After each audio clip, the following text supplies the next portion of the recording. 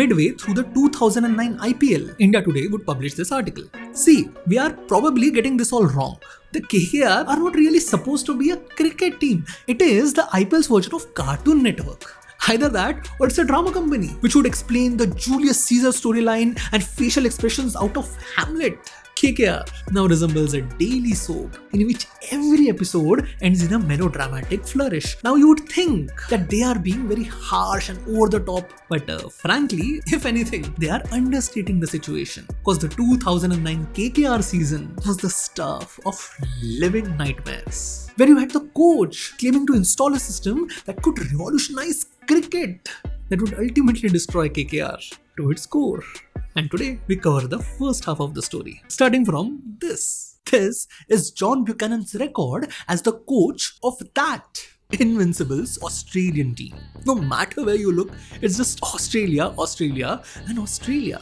And let's forget about ODI for a minute. Even in tests, there are hardly even any draws. This Australian team boasted a win rate of 70% in both ODI and Test. That's 70% maintained over 8 years. And that's not even going into the record of the longest consecutive wins in Test, winning the Champions Trophy, becoming back-to-back world champions. So suffice to say, when John Buchanan decided to become the coach of Kolkata Knight Riders in the very first IPL, the world was expecting the universe from him.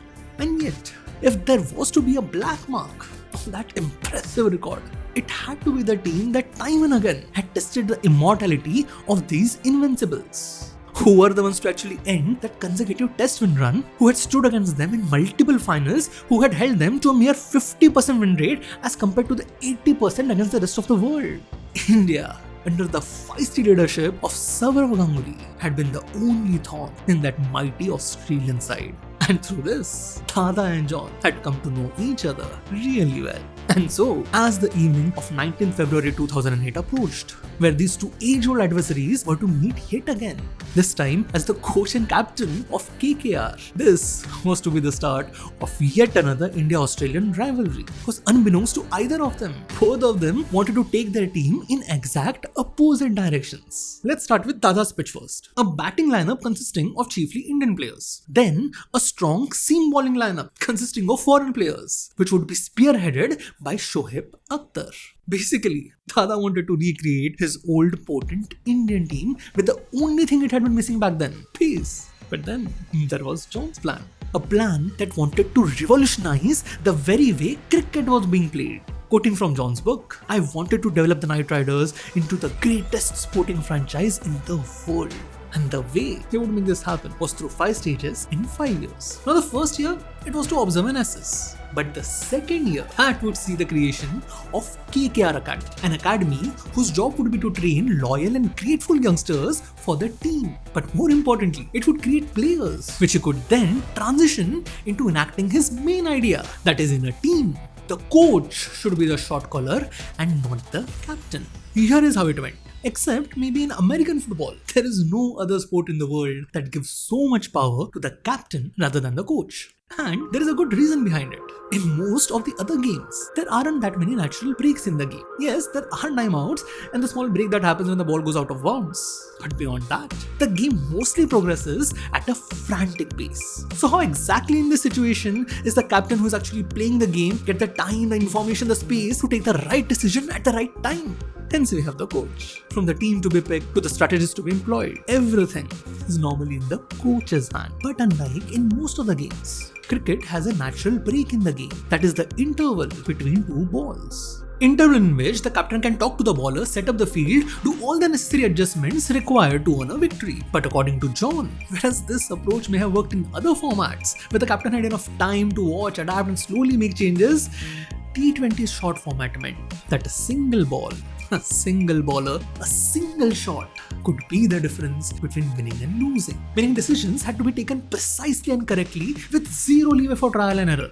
So, rather than putting such enormous burdens on one person, why not divide and conquer? Why not keep a captain for bowling, a captain for fielding, a captain for batting, even captain for strategies and tactics who would be non-players sitting in the pavilion and looking at the match objectively? Now, I understand if some of you may feel that this makes sense, on paper at least, but the practical application of this, that's for later.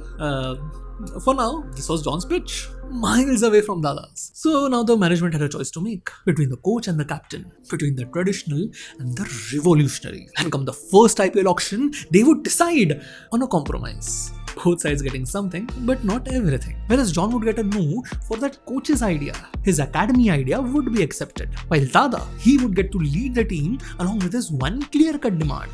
Shoaib, Akhtar and the Pacers. The rest of the team, a mixture of John's and Dada's wish list, giving both of them just enough that the first IPL would become the perfect testing ground for both of their abilities. Outperform the other and get control of the team. And initially, it was a tough fight. John's selections were turning matches and Dada's captaincy was keeping them in the game. But once McCallum and Ponting left for their national duties, things would take a turn. The original plan was to have Salman Butt, Taibu and Hafiz just tide them over till Shoaib got there. And then Shoaib, Ishant and Margul would simply roll over their opponents. But Shoaib, after performing admirably in 3 matches, would simply refuse to play, putting Dada in a very awkward position, as he would go on to say later.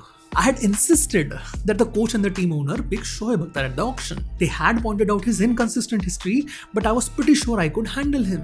But then he suddenly decided not to play anymore, making it so that where the team's failure could be blamed on multiple factors, their most recent failure, their most public one and their most embarrassing one, fell on the head of one person. So the decision was practically made for the management. The coach would run the team henceforth, and he would be given a free hand to whatever was required to bring in results. So the ball was now in John's court. He now had to decide what he would do with Dada. He could either include him in his plans, find a way to work with him, or just sideline him right here, right now. And the decision here, just like for the KKR management, had already been done for him. Because while doing his research before taking this job, he had decided to contact that one person who had actually coached a team where Dada was the captain. Yep, he decided to contact Greg Chappell. And the answer he got, if you want the easy path, just get on the side of Sourav. Tell him what he wants to hear and let him have his own way. If he is happy and in the team, you won't have any problems with him. John, someone who had unhesitatingly butted heads with superstars of the most successful team in cricket history. No way would he be okay with just placating someone. So, right from his very first introduction to the team, he would position himself against Dada, saying, I told the squad from the outset, my philosophy is anyone in our team should be able to lead the side. Everyone should be a leader on the field, and therefore, the captain was not so important. Throughout that season, he would attempt to convince Dada not just to give it the captaincy, mind you, but to retire from the IPL itself. Attempts that ultimately failed. So now that he had actual power to act, there was no way that he would let a thorn by his side remain. So John, armed with his team of coaches, all of whom happened to be either his family or friends, enacted a step-by-step plan to isolate Dada. A private talent hunt launched with a coach front and center, a separate training held in Brisbane away from the captain, an enhanced fitness test made mandatory irrespective of the age. Even auctions and team composition meetings were completely taken over by his men. Slowly and gradually, his confidence would increase, taking special solace from the fact that other teams had successfully removed their icon captains. So, come March, all he would be waiting on was the perfect opportunity to pull the trigger, which would be handed to him by fate itself. Due to elections, IPL was being shifted to South Africa, meaning Dada's ability to draw crowds in Kolkata would not matter. And so, the game was on. On 22nd March 2009, while giving a routine enough interview, he would drop the bomb. The leadership issue in KKR is still to be decided. Dada would hear about this for the first time through the media, and he just couldn't believe his ears. In all those discussions last year, not once had he been told his captaincy could be in trouble. And now to be blindsided like this, Dada was simply shell-shocked. Just the same way John was shocked to find the sheer amount of pushback he was already getting from the press. And this was just at the hint that Dada could be replaced. So before the matter could get out of hand, he would call for an official press conference on Wednesday the 25th, whereas all the players would be called to the Oberoi Hotel a day before, where finally he would break the news to Dada. 5 different captains, all having their respective distinctions. But this didn't mean that they were solely in charge of their own domain. All of them would get to have a say in all of their decisions. Sounds like the perfect recipe for indecision and confusion, right? Yeah, well, in Dada's own words, it was utterly confusing to me. I just looked at him in stunned silence. And then there would come the kicker. Dada, was to attend the press conference tomorrow with the coach to show his support to the idea to somehow prevent the situation from blowing up. And that is how that farce of a press conference, or should I say the boxing match between John and the media, came to be. With John having to desperately bob, weave, dodge all attempts by the media to pin him down. And he would succeed to an extent, but all of that would ultimately amount to nothing. Because as soon as the champ was over, Dada would do his own interview, where he would confirm he had not been consulted on this. The resulting uproar was glorious. Protests, marches, effigies, you name it, and Kolkata had it. KKR from the offset had been a positive PR team. The goodwill that they had generated had made them the most profitable team in that 1 year. And now, with one press conference, all of that goodwill seemed to have been annihilated.